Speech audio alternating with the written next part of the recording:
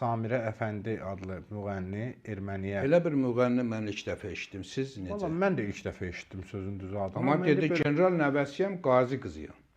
Onun o erməniyə müsabiqədə səs verməsi də bir mənalı qarşılanmır və müxtəlif fikirlər səsləndirirlər.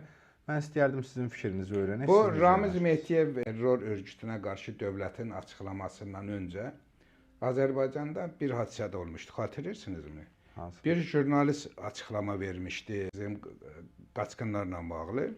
Ona da cavab partiya rəhbərlərindən biri verib ara qarışmışdı, qarşıdurma yaranmışdı. Bəli.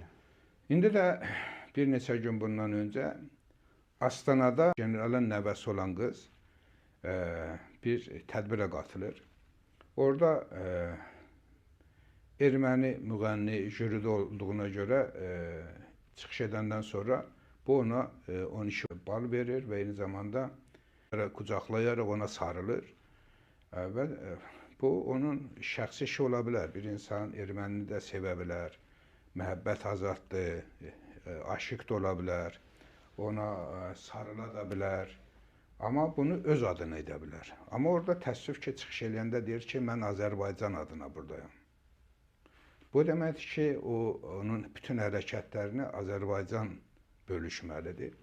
Biz də bugün barış siyasətində ermənilərə görüşün də tərəfdarıyıq, Salam Məleykinin də tərəfdarıyıq, gəlmələrinin getmələrinə tərəfdarıyıq, yolların açılmasında tərəfdarıyıq. Bilirik ki, bu iki dövlət arasında bir sülh sazişi imzalanmalıdır və onu da biz də istəyirik, hər kəs istəyir.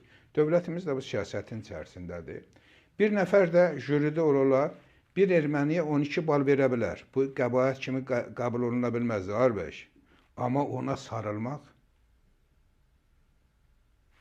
sarılan adam haqqında da o cürə artıq təzadlı fikirlər söyləmək, mən hesab edirəm ki, bu sıradan bir hadisə deyil, bu da qurlaşdırılmış, planlanmış. Tamaşaçılarımız elə burada yazdı bayaq biri ki, bir dəqiqə adını da deyim sizə.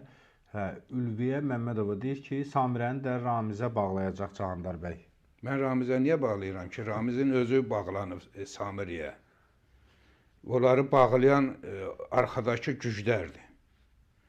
Ki, Azərbaycanı test eləyirlər. Hansı damarından Azərbaycanı sıxmaq olar. Bu adam 12 bal verə bilər də, eyni zamanda deyə bilərdi ki, Azərbaycanla Ermənistan arasında bir barış sürəci var. Mən həmin barış sürəcinə dəstək vermək üçün 12 bal verirəm. Bunu da mərdanə deyə bilərdi. Amma mən Azərbaycanı təmsil edirəm. Gedib ona sarılmaq artıq tam fərqli bir şeydir. O yenə sarıla bilərdi. Amma Azərbaycanı təmsil etmirəm deyərək sarıla bilərdi. Mövzu fərqlidir.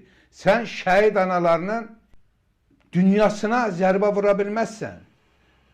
Sən Azərbaycan davasına zərbə vura bilməzsən. Söhbət ondan gedir, Zahir bəy. Biz də ermənilərə səs də verə bilərik, dəstək də verə bilərik, çörək də verə bilərik, su da verə bilərik. Amma gedib, mən erməni aşiqiyəm deyib onu qucaqlaya bilmərik. Fərq kimi, kimlərsə kimisə sevə bilər, kiməsə aşiq ola bilər. Gedib onun ailəsinin üzvü də olar. Necə ki, hələ savaş dönəmində Moskvada bir diaspora rəhbərini qızını erməniyə vermədimi? Necə ki, Azərbaycanın Dışişlər Bakanı olan Elmar Məmmədyarovun oğlu erməni qız almadımı? Onların şəxsi işidir, eşidirsinizmi?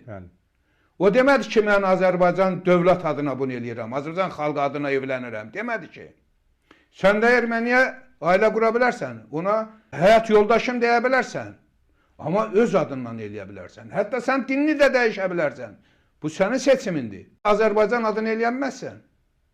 Azərbaycan xalqının dünya görüşünü zədələyərək bu adımları ata bilməzsən. Sənin haqqın yoxdur. Sadəcə mən general nəvəsiyəm deməkdən dedim, ki, mesaj verir. Ki, mən dədəmin planını icra eləyirəm.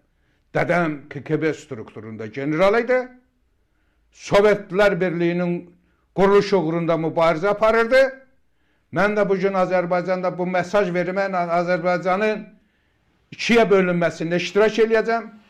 Cəmiyyətin bölünməsində iştirak eləyəcəm və Ramiz Mehdiyev propagandasının fikir yayındıracam.